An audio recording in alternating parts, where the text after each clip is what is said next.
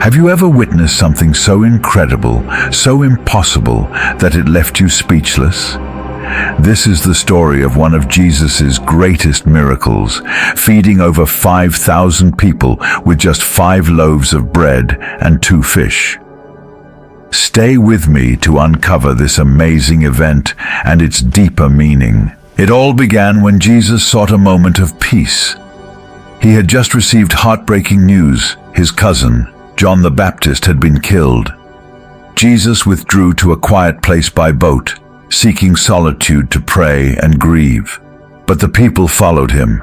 News of his miracles and teachings had spread far and wide. They came in droves, men, women, and children, desperate for hope, for healing, and for guidance. By the time Jesus came ashore, a massive crowd had gathered.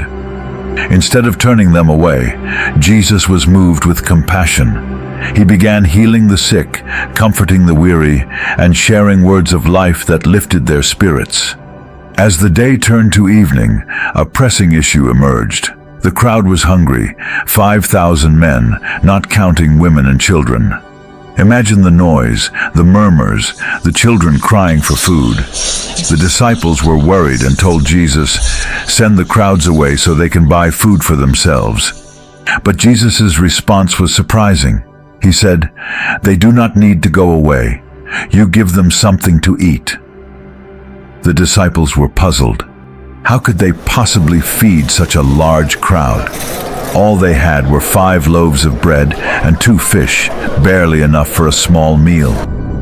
And then came the miracle. Jesus asked for the food to be brought to him. He took the 5 loaves and the 2 fish, looked up to heaven, and gave thanks. He began breaking the bread and handing it to the disciples to distribute. Here's where it gets incredible.